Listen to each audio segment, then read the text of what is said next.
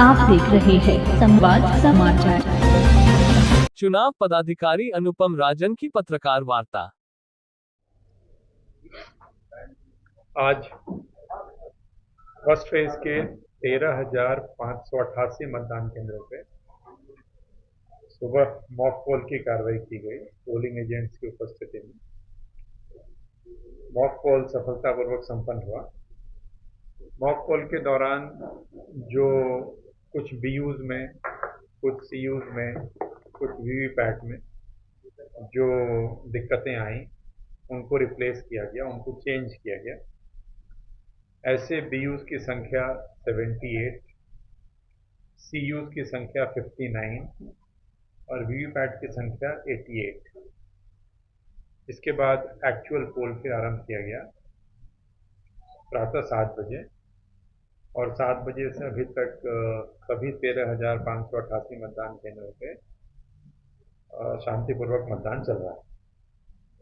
सुबह 9 बजे तक की जानकारी भी वेबसाइट के माध्यम से आप सभी के पास है।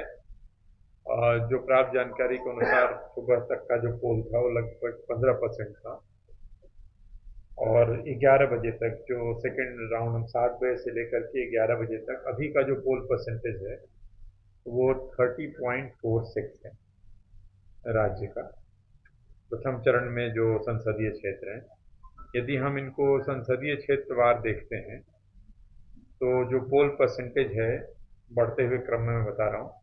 सीधी में अभी तक जो मतदान हुआ है वो 26.03% 11 बजे तक का। जो प्राप्त जानकारी, थोड़ा बहुत इसमें माइनर चेंजेस हो सकते हैं। शहडोल में ये परसेंटेज 29.57 है, जबलपुर में 27.41 है, मंडला में 32.03 है, मंडला में 32.03, बालाघाट में ये 35.64 है, 35.64 और छिंदवाड़ा में ये 32.51 है। मतलब 6 संसदीय क्षेत्रों का अगर हम 32.51 अच्छी, मैं फिर से रिपीट कर देता हूँ। सीधी में 26.03, शहडोल 29.57, जबलपुर 27.41, मंडला 32.03, बालाघाट 35.64, छिंदवाड़ा 32.51। अभी तक जो सबसे ज़्यादा पोलिंग रिपोर्ट हुई है वो बालाघाट से हुई है 35.64। यदि हम इसको विधान, हालांकि काफ़ी लंबा हो जाएगा, हम इसको वेबसाइट पे भी अभी आपकी जानकारी डाल देंगे। विधानसभा वार अगर हम देखते हैं तो जो सबसे ज़्यादा पोलिंग हुई है वो अभी तक बैहर में हुई है 43.96। मेरे से हाँ, बैहर सबसे ज़्यादा है, बालाघाट में 43.96। अगला उसके बाद जो दिखता है मुझे वो परसवाड़ा है, अगेन बालाघाट 40.79। तो मतलब बालाघाट में अच्छी वोटिंग है। पिछली बार भी हुई थी, पिछली लोकसभा में भी आपने देखा था कि 82% के आसपास वोटिंग थी, जिस पर हम लोगों ने कल बात की थी। तो वोटिंग परसेंटेज ठीक है और शांतिपूर्वक मतदान चल रहा है। कहीं से कोई अप्रिय घटना की कोई खबर नहीं है। बाकी बैठेंगे और आपको कुछ नहीं, मैंने बताया वो मॉक पोल के दौरान जो चेंज किए गए थे वो बताए। कहीं पे चुनाव बाधित नहीं हुआ है। एक्चुअल पोल के दौरान भी कभी कभी दिक्कत आती है, तो जो समय लगता है वो अलग बात है, बट चुनाव सभी जगहों पे चल रहा है, कहीं कोई दिक्कत नहीं है। कहीं से किसी प्रकार की हिंसा की कोई शिकायत नहीं या कोई रिपोर्ट नहीं।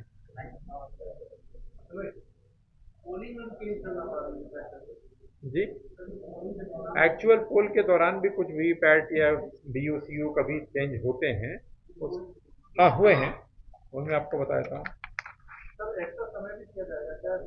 वो BU हैं 12, TU हैं 9 और VVPAT हैं 18। क्या ये चुनाव के दौरान मतदान के दौरान एक सेकंड आपको पूछ बताता हूँ। हाँ कुछ पूछ लेते हैं। हाँ नहीं मैंने कल ही बताया था, फिर वही रिपीट कर रहा हूँ। दुर्भाग्यपूर्ण घटना थी, उनकी डेथ हो गई।